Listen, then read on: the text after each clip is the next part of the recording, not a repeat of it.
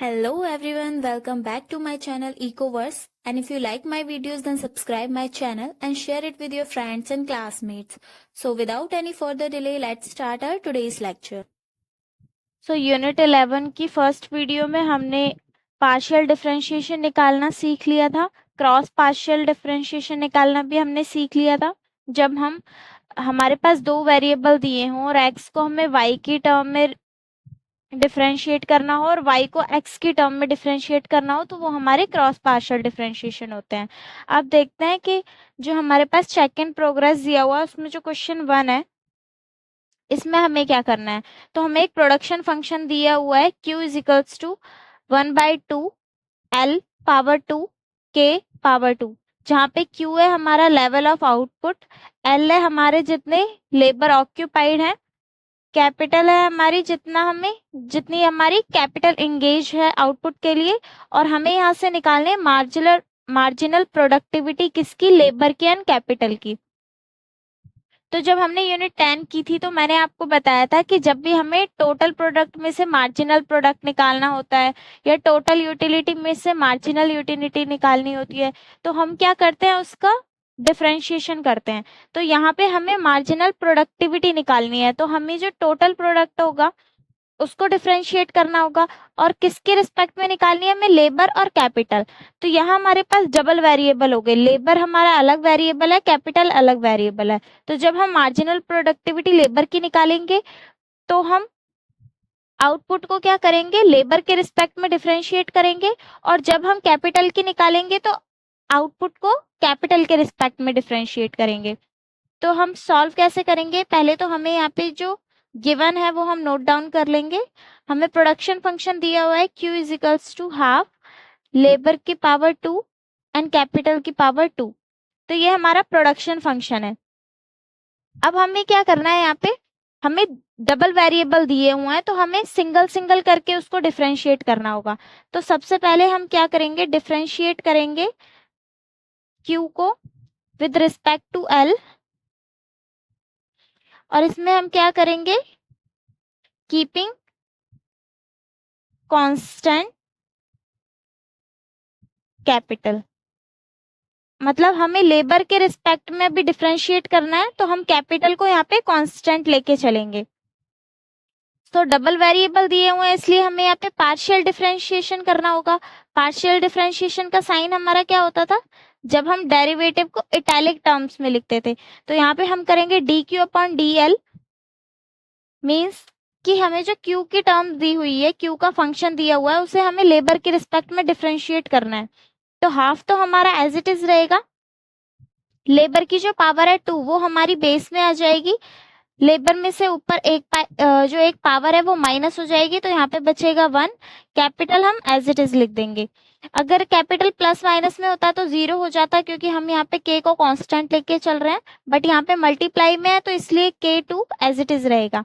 अब यहाँ से जो हमारा 2 है वो 2 से कैंसिल आउट हो जाएगा, और यहाँ पे हमारा बचेगा लेबर कैपिटल स्क्वायर। तो ये हमारा क्या निकल के आया है, मार्जिनल प्रोडक्टिविटी किसकी, लेबर की। सो हम बोल सकते हैं कि ये है हमारी मार्जिनल प्रोडक्टिविटी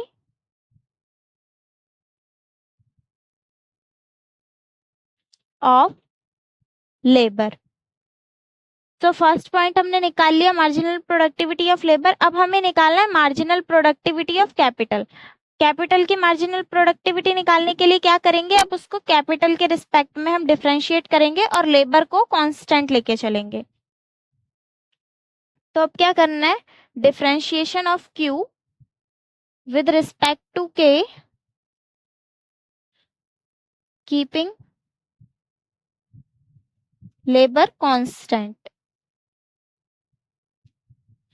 सो अब हम क्या करेंगे, डिफरेंशिएशन करेंगे क्यू का किसके रिस्पेक्ट में, के के रिस्पेक्ट में। तो हाफ हमारा एज इट इज रहेगा, एल की पावर 2 भी हमारा एज इट इज रहेगा, लेकिन अब जो के की पावर 2 है तो वो 2 हमारी बेस में आ जाएगी, और के की पावर क्या बचेगी, 1। अब यहाँ से 2 से 2 कैंसिल आउट हो जाएगा, और यहाँ पे हमारी टर्म बचेगी एल की पावर 2 एंड के। तो ये हमारा क्या आ गया, मार्जिनल प्रोडक्टिविटी ऑफ कैपिटल। सो इसको हम लिख सकते हैं मार्जिनल प्रोडक्टिविटी ऑफ कैपिटल। एक चीज याद रखना कि हमने यहाँ पे अलग अलग इसीलिए डिफरेंशिएट किया है, यानी पार्शियल डिफरेंशिएशन निकाला है, क्योंकि हमसे क्वेश्चन में टोटल प्रोडक्टिविटी निकालने के लिए नहीं बोला है, हमसे उसने अलग अलग मार्जिनल प्रोडक्टिविटी बोला है, लेबर की एंड कैपिटल की, तो इसलिए हमने यहाँ पे पार्शियल डिफरेंशिएशन किया है। अगर वो हमसे टोटल पूछता, टोटल प्रोडक्टिविटी क्या है, तो उसके लिए हम टोटल डिफरेंशिएशन का फॉर्मूला लगाते। फाइन। अब है हमारा फोर्थ क्वेश्चन।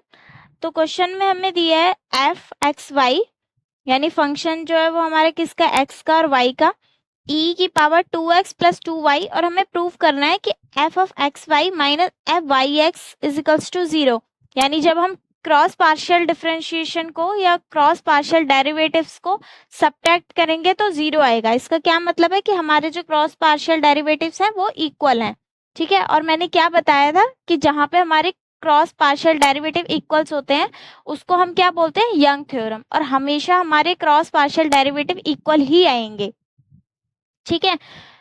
तो अब सबसे पहले हम क्या करेंगे कि जो है हमारे पास e 2x प्लस 2y दिया हुआ है, इसको हम e 2x 2y लिख सकते हैं, क्योंकि पावर हमारी प्लस में है तो इसका मतलब बेस मल्टीप्लाई में हो सकते हैं, और अगर बेस मल्टीप्लाई में होते हैं तो पावर हमारी ऐड हो जाती है। तो अब हमें क्या करना है, पहले हमें निकालना है एफ एक्स वाई, ठीक है। एफ एक्स वाई निकालने के लिए हमें क्या करना पड़ेगा, सबसे पहले हमें चाहिए कि हम पहले फंक्शन को x के रिस्पेक्ट में डिफरेंशिएशन करें, फिर y के रिस्पेक्ट में डिफरेंशिएशन करें। तो सबसे पहले हम इसको x के रिस्पेक्ट में डिफरेंशिएशन कर लेते हैं। x के रिस्पेक्ट में डिफरेंशिएशन करेंगे तो y को कांस्टेंट रखेंगे, वो आप लिख लीजिएगा कि differentiation with respect to x keeping y constant. तो x वाली टर्म का हम डिफरेंशिएशन करेंगे तो एक्सपोनेंशियल की पावर 2x को हम x लेट कर लेंगे, और e की पावर x का डिफरेंशिएशन क्या होता है, e की पावर x ही होता है। अब जिसे हमने x लेट किया था उसका दोबारा से डिफरेंशिएशन करेंगे, यानी 2x का जब दोबारा से डिफरेंशिएशन करेंगे तो 2 हमारा क्या होगा, मल्टीप्लाई हो जाएगा, और e2y हमारा एज इट इज रहेगा क्योंकि y को हमने कांस्टेंट लिया हुआ है यहाँ पे। फाइन। अब ये क्या आ गया हमारा, ये आ गया हमारा एफ ऑफ एक्स, इसको लिख सकते हैं 2e 2x e की पावर 2y। अब क्या करेंगे, अब करेंगे फंक्शन y की टर्म में, y की टर्म में डिफरेंशिएशन करेंगे तो क्या करना पड़ेगा, x को कांस्टेंट ले लेंगे। तो यहाँ पे अगर x कांस्टेंट है तो e2x हमारा एज इट इज आ जाएगा मल्टीप्लाई में। अब e के पावर जो है उसको हम पूरे को y लेट कर लेंगे, अगर हमने इसे y लेट किया है तो e की पावर y हमारा क्या हो गया, e की पावर y, जो लेट किया है वही। अब जो हमने एज इट इज लिख लिया है उसका दोबारा से डिफरेंशिएशन करेंगे अकॉर्डिंग टू चेन रूल, तो वहां से हमारा 2 आ जाएगा, वो आ जाएगा है हमारा मल्टीप्लाई में बेस में। तो एफ ऑफ y हमारा क्या हो जाएगा, 2 e की पावर 2x e की पावर 2y। तो यहाँ से हमारा आ गया एफ ऑफ एक्स और यहाँ से हमारा आ गया एफ ऑफ वाई। अब हमें क्या करना है, ये हमारे थे फर्स्ट ऑर्डर डेरिवेटिव, अब हमें क्या करना है, सेकंड ऑर्डर डेरिवेटिव निकालने हैं। लेकिन हमें सारे निकालने की जरूरत नहीं है कि हम एक्स को पहले एफ ऑफ एक्स को एक्स की टर्म में करें, एफ ऑफ एक्स को वाई की टर्म में भी करें, एफ ऑफ वाई को वाई की टर्म में भी करें, एफ ऑफ वाई को एक्स की टर्म में भी करें। तो चारों निकालने की जरूरत नहीं है, हमें सिर्फ क्रॉस पार्शियल डेरिवेटिव पूछा है तो हम सिर्फ क्रॉस पार्शियल डेरिवेटिव ही निकालेंगे। तो अब हम क्या करेंगे, जो हमारे पास एफ ऑफ एक्स आया है उसको वाई की टर्म में डिफरेंशिएट करेंगे। एफ ऑफ एक्स हमारे पास क्या था, ये वाली टर्म, इसको y की टर्म में डिफरेंशिएट करना है। सो x हम कांस्टेंट लेके चलेंगे, y की टर्म में डिफरेंशिएशन करेंगे तो क्या आएगा, 2e 2x as it is रहेगा, y के लिए कर रहे हैं तो e की पावर y वही रहेगा जो ऑलरेडी दिया हुआ है, और जो हमने y लेट किया है उसको दोबारा से डिफरेंशिएशन करेंगे तो 2y का क्या हो जाएगा, 2, तो 2 यहाँ पे हमारा मल्टीप्लाई में आ जाएगा, ये हमारा बन जाएगा 2 इंटू 2 4 e की पावर 2x एंड e की पावर 2y। यहाँ से हमारा आ गया एफ ऑफ एक्स वाई। अब हम निकालेंगे एफ ऑफ वाई एक्स, यानी जो हमने y के रिस्पेक्ट में किया था ये वाली टर्म, अब हमें इसे क्या करना है, x के रिस्पेक्ट में करना है। तो 2 हमारा एज इट इज रहेगा, e की पावर x हमारा हो जाएगा e की पावर x, और जिसे हमने x लेट किया उसका डिफरेंशिएशन करेंगे तो वहां से आ जाएगा 2, और e की पावर 2y हमारा एज इट इज रहेगा क्योंकि हमने y को अब के कांस्टेंट लिया है तो 2 इंटू 2 ये हमारा हो गया 4 e की पावर 2x e की पावर 2y। अब आप देखो ये दोनों टर्म हमारी क्या आई है, सेम आई है। अब हमें क्वेश्चन में निकालने के लिए क्या बोला था, क्या प्रूफ करना था हमें कि f of X Y minus f of Y X 0 आना चाहिए, यही तो प्रूफ करना था हमें। सो हमारा f ऑफ एक्स वाई क्या है, 4e2x e2y, और f ऑफ वाई एक्स क्या है हमारा, 4e2x e की पावर 2y। अब देखो दोनों टर्म एग्जैक्टली सेम है, तो ये यहाँ से कैंसिल आउट हो जाएंगी और ये हमारा आ जाएगा 0। फाइन। अब ये क्वेश्चन है हमारा यूनिट 10 का, लेकिन उस टाइम हमने छोड़ दिया था क्योंकि इसमें हमें पार्शियल डिफरेंशिएशन की जरूरत पड़ती, पर अब हमें आ गया है तो अब हम ये क्वेश्चन कर सकते हैं। तो इस क्वेश्चन में हमें क्या है, क्वांटिटी का फंक्शन दिया हुआ है 100 माइनस 2p प्लस 0.02y। ठीक है, तो यहाँ पे हमारे डबल वेरिएबल आ गए, एक आ गया हमारा प्राइस और एक आ गया हमारा इनकम। क्यू हमें क्या दिया हुआ है यहाँ पे, क्वांटिटी डिमांडेड, पी हमारा क्या है प्राइस, वाई है हमारा इनकम। गिवन हमें प्राइस दिया हुआ है 20, इनकम हमें दी हुई है 5000। यहाँ पे हमें निकालना क्या है, price elasticity and income elasticity of demand. तो यहाँ हमें डबल वेरिएबल दिए हुए हैं और इलास्टिसिटी निकालनी है, तो हमें पार्शियल डिफरेंशिएशन की जरूरत तो पड़ेगी ही क्योंकि डबल वेरिएबल है। ठीक है, टोटल हम इसलिए नहीं निकालेंगे क्योंकि हमसे यहाँ पे price elasticity and income elasticity अलग अलग पूछे हैं डिमांड के। तो प्राइस इलास्टिसिटी का हमारा क्या फॉर्मूला होता था, ईडी इज इक्वल्स टू, ये हमारा होता था डी क्यू अपॉन में डीपी इंटू पी अपॉन में क्यू। और इनकम इलास्टिसिटी का हमारा क्या फॉर्मूला होता था, N D is equals to D Q upon D Y into Y upon में क्यू। ये होता था हमारा प्राइस इलास्टिसिटी का फॉर्मूला, ये होता था हमारा इनकम इलास्टिसिटी का फॉर्मूला। ठीक है, लेकिन वहां पे हम सिंपल डिफरेंशिएशन लेते थे क्योंकि हमें सिंगल सिंगल निकालना होता था, बट इस क्वेश्चन में हमें दोनों निकालने, डबल वेरिएबल दिया हुआ है, तो फॉर्मूले में हम क्या करेंगे, यहाँ पे पार्शियल डिफरेंशिएशन का यूज करेंगे, तो साइन भी अब हमारा पार्शियल डिफरेंशिएशन का ही यूज होगा। फाइन, तो क्वेश्चन स्टार्ट करते हैं। पहले जो चीजें हमें गिवन है हम वो लिख लेते हैं।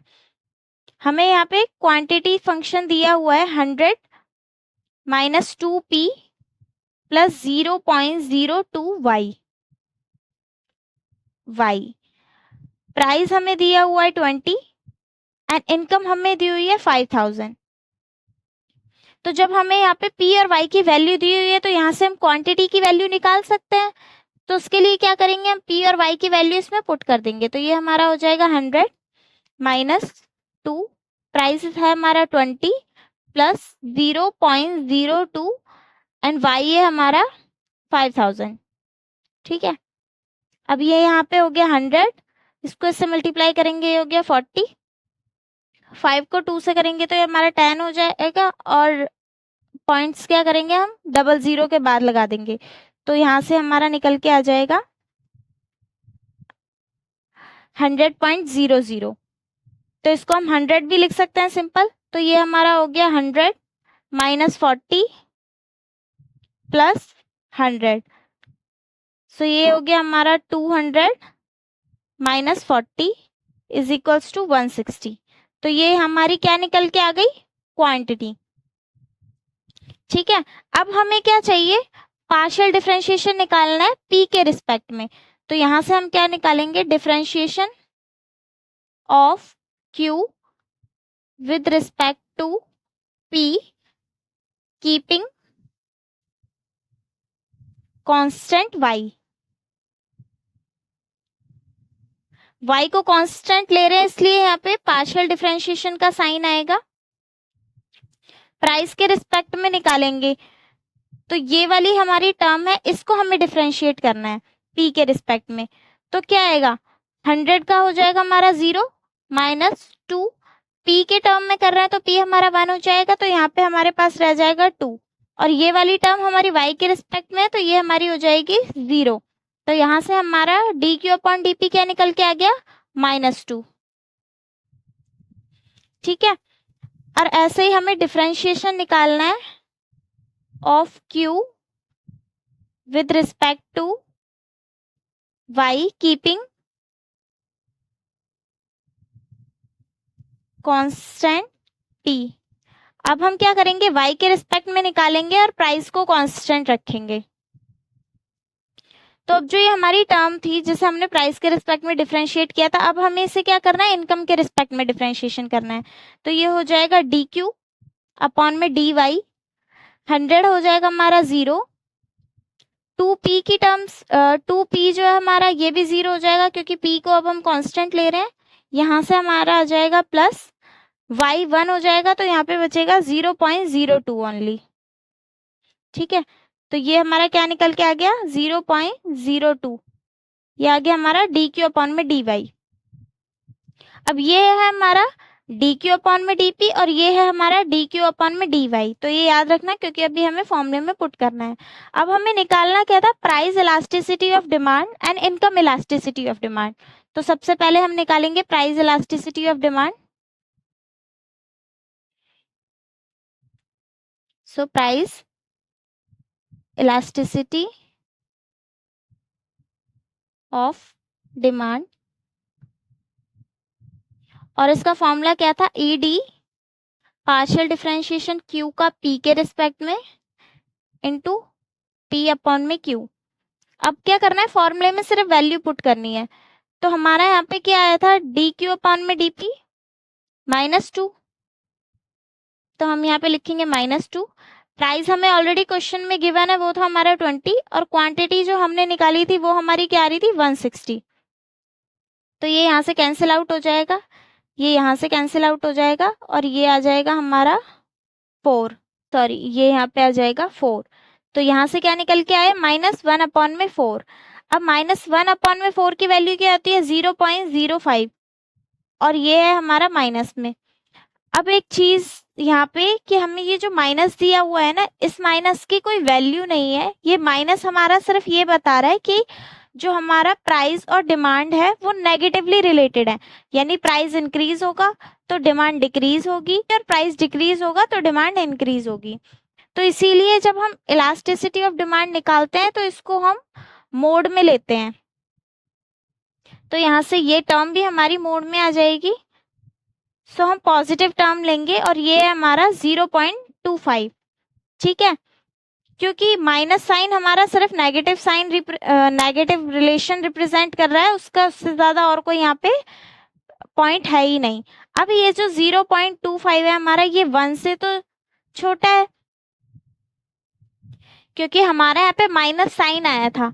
माइनस रिलेशन हमारा मतलब नेगेटिव रिलेशन जो होता है प्राइस और डिमांड के बीच में, वो हमें क्या बताता है कि हमारा जो गुड है वो नॉर्मल गुड है, और जो प्राइस इलास्टिसिटी की वैल्यू है ईडी वो हमारी 1 से कम है। ये चीज हमें क्या बताती है कि जो हमारी प्राइस इलास्टिसिटी है वो इनइलास्टिक है, यानी कि प्राइस में अगर चेंज आता है तो उससे डिमांड में बहुत ज्यादा इंक्रीज नहीं आएगा।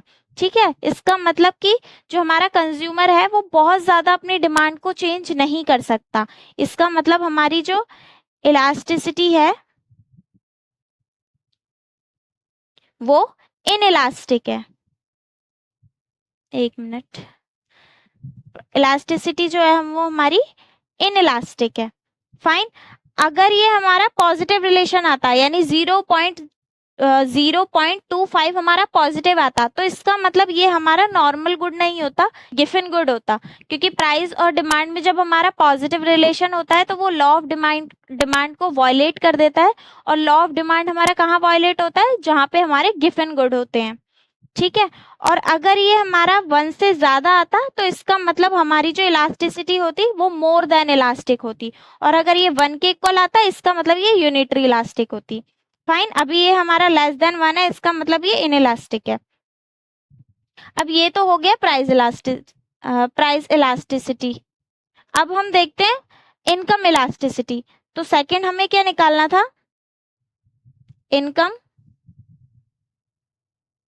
Elasticity of demand. इसका फॉर्मूला क्या था, एन डी, डिफरेंशिएशन करेंगे क्यू को इनकम के रिस्पेक्ट में, फॉर्मूला हमारा सेम ही होता है। जब प्राइस के रिस्पेक्ट में कर रहे थे तो पी को ले रहे थे, अब इनकम के रिस्पेक्ट में लेंगे तो वाई को लेंगे। यहाँ पे हो जाएगा हमारा y अपॉन में q। अब डी क्यू अपॉन में डी वाई हमने ऑलरेडी निकाल लिया था, वो था हमारा 0.02। तो यहाँ पे हम लेंगे 0.02। y की वैल्यू हमें ऑलरेडी दी हुई है, वो है हमारी 5000, और q की वैल्यू हमें दी हुई है, वो है 160। तो ये यहाँ से हमारा हटके क्या हो जाएगा, 100। अब यहाँ से देखो क्या क्या कैंसिल आउट हो रहा है, तो यहाँ से 00 से हमारा ये 00 कैंसिल आउट हो जाएगा, 0 से 0 कैंसिल आउट हो जाएगा, 2 से इसको कैंसिल आउट करेंगे तो ये हो जाएगा हमारा 8।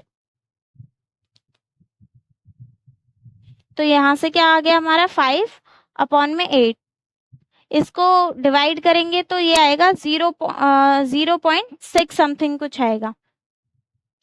तो अभी ये देखो कि ये हमारा पॉजिटिव आया है, ठीक है, यहाँ पे हमारा नेगेटिव का साइन नहीं है, यानी इनकम और डिमांड जो है हमारी पॉजिटिव रिलेटेड है। और इनकम और डिमांड हमारी कब पॉजिटिव रिलेटेड होती है, मतलब इनकम बढ़ेगी तो डिमांड बढ़ेगी, इनकम घटेगी तो डिमांड भी घटेगी। ये हमारा कब होता है, जब हमारा गुड क्या होता है, नॉर्मल गुड होता है। तो यहाँ से गुड क्या आ गया हमारा, नॉर्मल गुड।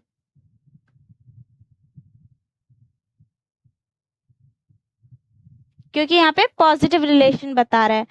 और जो हमारी इलास्टिसिटी आई है वो आई है हमारी 0 से बड़ी आई है और 1 से छोटी आई है, क्योंकि 0.6 1 से तो छोटा है। इसका क्या मतलब है कि हम अपने मतलब इनकम बढ़ने के साथ साथ हम अपनी डिमांड में उतना ज्यादा चेंज नहीं लेके आ रहे हैं, मतलब जितनी इनकम बढ़ रही है उससे भी कम चेंज लेके आ रहे हैं। और ऐसा कब होता है, जब हमारा नेसेसिटी गुड होता है। क्योंकि मान लो कि हमारा नेसेसिटी गुड नमक है, अगर हमारी इनकम बहुत ज्यादा बढ़ जाती है तो ऐसा तो नहीं है कि हम नमक बहुत ज्यादा खाना शुरू कर देते हैं, हम नमक उतना ही खाएंगे जितनी हमारी नीड है। तो यहाँ पे हमारा क्या होगा कि अगर 1 से कम है और 0 से ज्यादा है इलास्टिसिटी, तो ये हमारा हो जाएगा नेसेसिटी गुड, ये हमारा आ गया necessary good. Fine, I hope आपको ये क्वेश्चन क्लियर हो गया होगा।